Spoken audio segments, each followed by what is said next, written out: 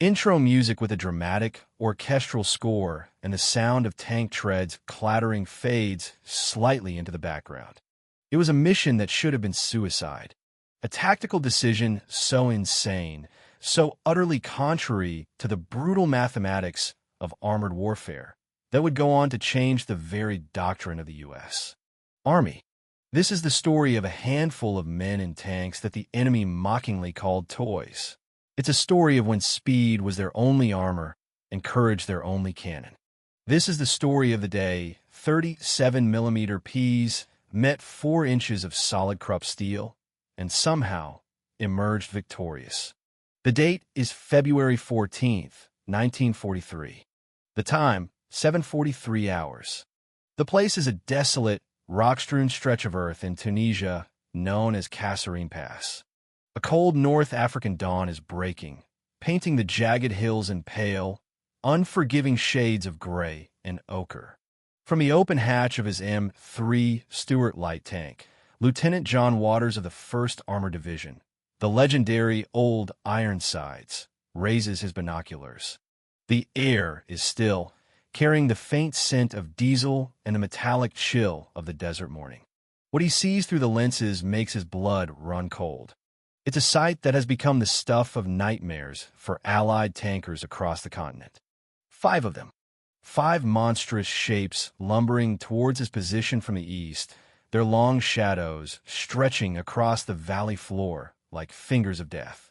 Even from over half a mile away, the silhouette is unmistakable, a brutal geometry of Teutonic engineering designed for one purpose: total domination. The impossibly long barrel of the 88mm cannon. The thick, sloped slab of frontal armor, nearly 4 inches of the finest German steel. The ground itself seems to tremble under the sheer weight of 63 tons of rolling fortress, crushing everything in its path. These were the beasts of the battlefield, the apex predators of the armored world, the Panzerkampfwagen 6, the Tiger. Now, it's crucial to note that in the winter of 1943, encounters with the Tiger were exceedingly rare. The American forces, still green and learning the hard lessons of war, were mostly facing the formidable but far more numerous Panzer IIIs and IVs. The Tigers present in Tunisia belonged almost exclusively to the elite 501st Heavy Panzer Battalion, making this sighting not just dangerous, but a terrifyingly unlucky fluke. For Lieutenant Waters and his men, this historical footnote was irrelevant. They weren't facing a statistic. They were facing 5 of the most feared war machines on the planet. Waters lowers his binoculars. The image of the steel leviathans burned into his retina. He glances down at his own command, his M3 Stuart. The contrast is almost comical if it weren't so deadly. The Stuart was a 15-ton lightweight, a scout tank with a frontal armor plate just 1.7 inches thick. It was a welterweight stepping into the ring with a super heavyweight champion. Its main armament, the 37mm M6 gun, was so notoriously ineffective against German heavy armor that its crews had given it a cynical nickname, the pea shooter. The battlefield calculus was simple, and it was utterly mortal. The Tiger's 88mm gun could slice through the Stuart's flimsy armor from well over a mile away. Some reports claimed up to 2,200 yards. It could turn Waters' tank and his crew into a smoldering metal coffin before they were even in effective range to fight back. And the Stuart's 37mm gun?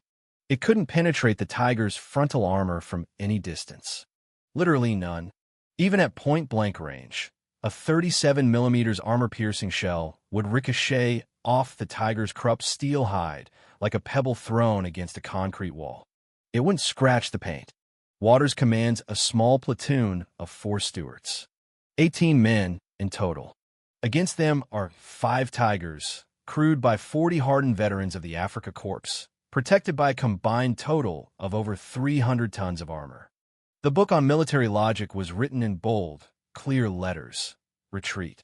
Fall back immediately. Call for artillery support and wait for the M4 Sherman medium tanks, which were a precious 5 miles to the west. Any other decision was an invitation to annihilation. But Lieutenant Waters knew something the German tank commanders didn't. He possessed a piece of intelligence, an observation gleaned from the dry, dusty after-action reports of his British allies that would fundamentally alter the next 23 minutes of his life and the future of American armored warfare. If you want to witness how 4 toy tanks took on 5 steel behemoths and lived to tell the tale, smash that like button. This is a story that deserves to be known. The history of the M3 Stuart in the Second World War is the story of a tank that was never supposed to be in a fair fight. Designed in 1940 as a light reconnaissance vehicle, its intended role was to be the eyes and ears of the Army, to observe, report, and run. It was a scout, not a brawler. But when the United States was thrust into the global conflict after Pearl Harbor, the Stuart was the only tank available in significant numbers. And so, with grim necessity, the Army sent it into battle against the seasoned German panzers. The results were as predictable as they were tragic. During the larger Battle of Kasserine Pass, from February 19th to the 25th, Rommel's Afrika Korps would decimate the inexperienced American forces, destroying 183 of their tanks.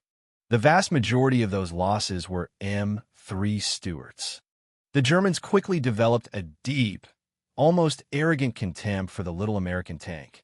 Panzer crews dismissively called it the Spitzpanzer, the toy tank.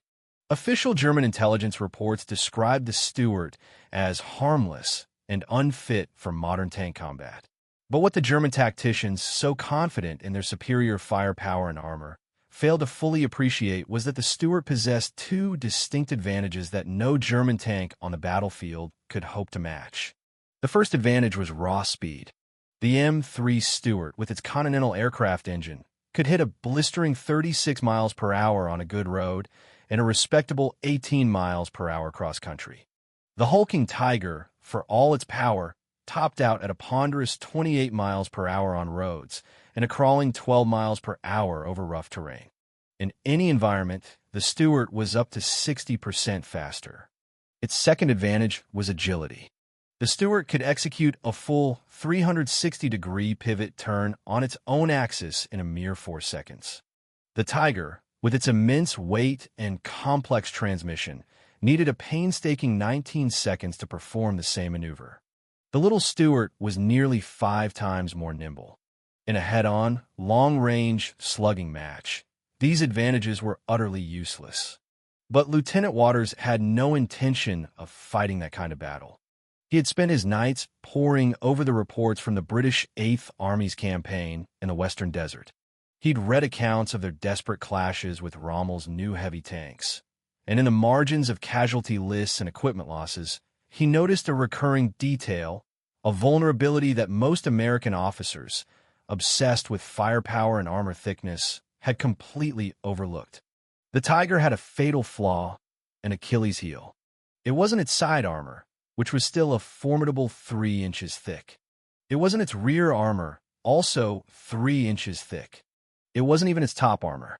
The Tiger's greatest weakness was hidden within its most powerful feature, its turret. The Tiger employed a sophisticated hydraulic traversing system to rotate its massive turret, which alone weighed a staggering 8 tons. This system was incredibly precise, allowing the gunner to make minute adjustments with unparalleled accuracy. But it was also glacially slow. To complete a full 360-degree rotation, the Tiger's turret needed 60 seconds. 1 full minute to bring its devastating 88mm cannon to bear on a target that wasn't directly in front of it. In contrast, the Stuart's turret used a simpler, lighter electric system. Its turret weighed only 1.2 tons and could spin a full 360 degrees in just 15 seconds. Waters did the frantic mental arithmetic. If a Stuart could move fast enough, if it could get in close and stay in motion, it could theoretically stay outside the Tiger's arc of fire. The Tiger would be forced to turn its turret to engage, and during those precious, agonizing seconds of rotation, the Stuart could dash to a new position. It was a fight between a bear and a hornet. The bear was bigger, stronger, and infinitely more lethal. But it couldn't kill what it couldn't hit. At 7:44 hours, Waters made his decision. He wasn't going to retreat. He wasn't going to wait for the Shermans. He was going to attack. The radio operators and the other 3 Stuarts listened to the command with stunned incredulity. Waters' voice crackled over the headset, calm and steady.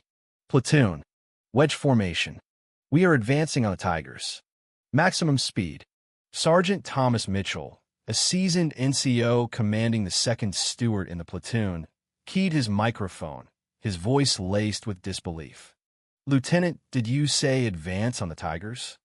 Affirmative, Sergeant, Waters replied, his tone leaving no room for argument. Maximum speed, and hold your fire until I give the order. When we do fire, aim for the tracks. I repeat, aim for the tracks, not the hull. Mitchell didn't reply, but Waters could vividly imagine the look on his face, a mixture of shock, fear, and reluctant obedience. This was a suicide run. They all knew it. At 7:46, 4 M3 Stuart light tanks revved their engines to a roar and began to accelerate across the open ground, charging directly at 5 German Tigers. The initial distance was just over 1,100 yards. On the other side of the field, the German commanders couldn't believe what they were seeing. In after-action reports captured at the end of the war, a Lieutenant Hans Becker of the 501st wrote, "We assumed it was a diversionary tactic. No sane commander would frontally assault Tigers with light tanks. We expected them to turn away at any moment. But the Stuarts didn't turn. They kept coming. 1,100 yards. 1,900. At 800 yards, the Tigers opened fire. The world erupted in thunder. The distinctive, terrifying crack boom of the high-velocity 88mm guns echoed across the pass. The first shell shrieked over Waters' head, a sound like tearing fabric the size of a freight train. The second slammed in the ground 30 yards to his left, throwing up a geyser of dirt and rock that rained down on his tank's hull. The third sliced the air between 2 of the other Stuarts, missing both by a hair's breadth. The Germans, the masters of long-range gunnery, were missing, and there was a very specific reason why. The Tiger tank was an instrument built for long-distance combat. Its superb optics and targeting systems were calibrated for enemies moving at the typical engagement speeds of 20 or 30 kilometers per hour, roughly 12 to 18 miles per hour.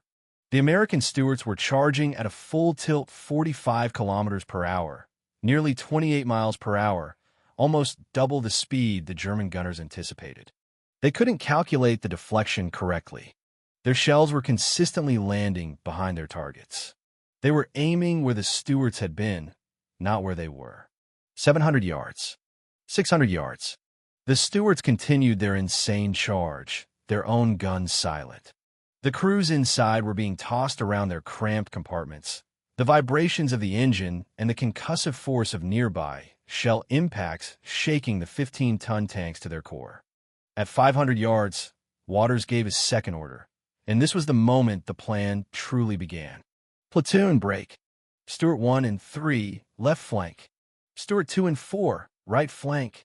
Maximum speed, stay in motion. The maneuver was critical. The 4 tanks split apart like an opening fan, each pair veering sharply towards a different side of the Tiger formation. Now, the Germans had a serious problem. Their turrets were all pointing forward, aimed at the empty space where the American charge had been just seconds before. But the Stuarts were no longer there. They were racing towards the flanks, moving far faster than the Tiger's slow, hydraulic turrets could hope to track them. If you're still watching, you are a part of this history. Subscribe for more incredible stories of warfare where ingenuity triumphed over brute force. What happened over the next 12 minutes was a masterclass in asymmetric warfare, a ballet of speed and steel that tacticians would study for decades. At 7:52, Waters' own Stuart completed its flanking maneuver. He was now just 300 yards from the nearest Tiger, positioned at a perfect 90-degree angle to the German tank's front. The massive turret of the Tiger began its slow, inexorable turn towards him.